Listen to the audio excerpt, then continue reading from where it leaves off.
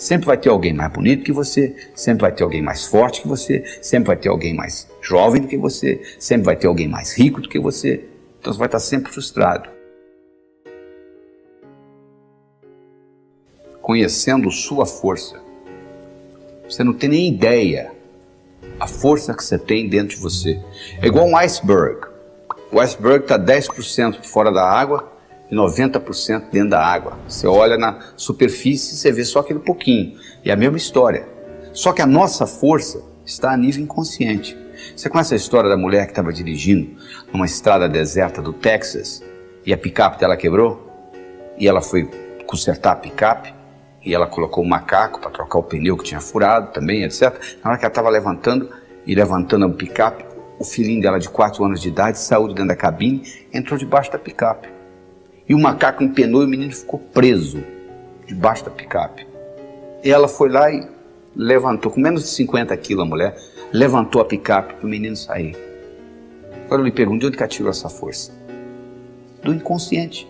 Diz que o Fernão Cortés, que conquistou o México, um dia ele estava passeando com os amigos dele a cavalo e eles foram atacados por uma tribo indígena. E eles começaram a matar o pessoal, os índios inclusive flecharam o cavalo morreu e o Fernando Cortés saiu correndo e os índios atrás e ele pulou um desfiladeiro. Eles pegaram essa distância que o Fernando Cortés pulou com toda aquela armadura dele, levaram para um campo de atletismo americano e dificilmente um atleta consegue pular aquela distância que o Fernando Cortés pulou com a armadura. Por que ele pulou? Porque ele estava motivado, ou ele pulava ou ele morria. De onde que ele tirou essa força? Ele tirou essa força do inconsciente. Então você tem que aprender a usar esse tipo de força. Você tem que acertar por dentro para depois acertar por fora. Você conhece a história do executivo que chega em casa com uma mala, com a maleta cheia de trabalho para o dia seguinte? E ele tem um filhinho de 6 anos de idade, querendo brincar com ele. Seu pai, vamos brincar, pai, vamos brincar. Ele disse, não, meu filho, não posso brincar, seu pai está ocupado. E o menino continua insistindo. O que ele faz? Ele abre o jornal e ele vê o mapa do mundo. Aí ele tem uma ideia, ele pega o mapa do mundo, corta tudo em pedacinhos, entrega para o menino e diz, seu filho, você monta isso aí, quando estiver prontinho o pai brinca com você. Pensando que o menino ia gastar pelo menos 1 hora. 5 minutos depois volta o menino, pai, tá pronto. Ele fala, não é possível. Ele chega lá, tá tudo montadinho. Aí ele pergunta para o menino, como é que você conseguiu isso? Isso é muito simples, pai.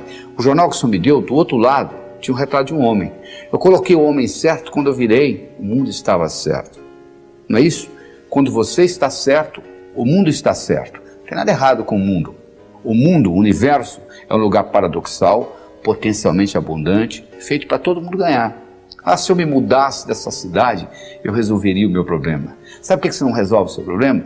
Porque quando você muda, você leva você com você. Esse é o problema. Se você pudesse deixar você lá, seria diferente. Mas como você leva você com você, é o que acontece. Então o que você tem que fazer na realidade não é o que São Tomé dizia. São Tomé dizia o seguinte, eu tenho que ver para crer. O nosso trabalho aqui é exatamente o contrário. Você tem que crer para ver. Porque se você tiver que ver para crer, você vai estar sempre comendo poeira de alguém. As grandes descobertas, as grandes invenções do mundo ocorreram exatamente o contrário. Pessoas que acreditaram e manifestaram. Então você tem que mudar esse paradigma, você tem que fazer uma mudança no seu pensamento, você tem que passar a acreditar, porque você só vai ver aquilo que você acredita. Então para você mudar isso e passar a acreditar em coisas que você não acreditava antes, você tem que mudar o seu modo de pensar. Você tem que começar a excluir coisas da sua vida e você tem que começar a incluir novas coisas. Porque se você não excluir, não tem lugar para incluir. Você imagina no seu guarda-roupa, por exemplo.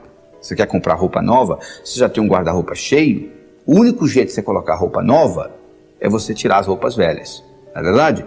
Você conhece a história do sujeito que quer ser mestre e ele vai no mestre Zen e se apresenta como discípulo e ele começa a conversar com o mestre Zen e o mestre pergunta, você quer chá?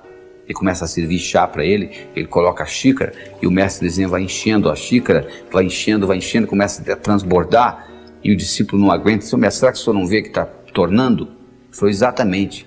Será que você não está vendo que a sua mente já está cheia? Você já chegou aqui transbordando. Não existe lugar para o meu conhecimento. Então, o indivíduo às vezes anda com a mente transbordando de conhecimentos inúteis, que você deve excluir. Você tem que mudar as crenças. Você tem que incorporar coisas novas. Você tem que concentrar nas suas qualidades e não nos seus pontos fracos. Você imagina um sujeito com 1,50 m querendo jogar basquete. Não dá, né? Você imagina um sujeito com 2,20 m querendo ser jockey. Não tem jeito. O cavalo nem sairia do lugar. Então, para você começar a mudar esse processo, para você entrar em contato com essa força dentro de você, você tem que começar a descobrir quais são os seus talentos, quais são as suas qualidades, quais são as 5 principais qualidades que você tem. Você já escreveu alguma vez? Porque é importante, não é só você pensar, não. Descobriu-se recentemente que, o que os antigos já sabiam, que se você escrever, codifica de uma forma muito mais forte no seu cérebro. Então eu recomendo que você faça um exercício de casa, faça uma tarefa de escrever as suas 10 qualidades. Você pode escrever qualidades que você já tem e gostaria de aumentar, ou qualidades que você não tem e gostaria de incorporar.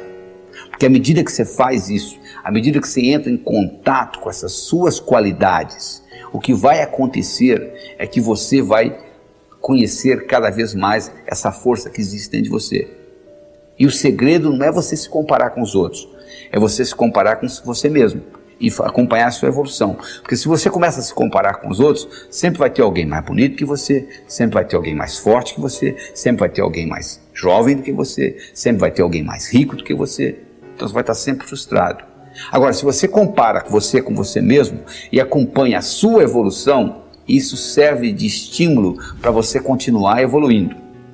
Então, além das suas qualidades, eu gostaria de saber dos seus hábitos, quais que você quer excluir, quais que você quer manter e quais novos hábitos que você quer incluir na sua vida, na sua tarefa diária.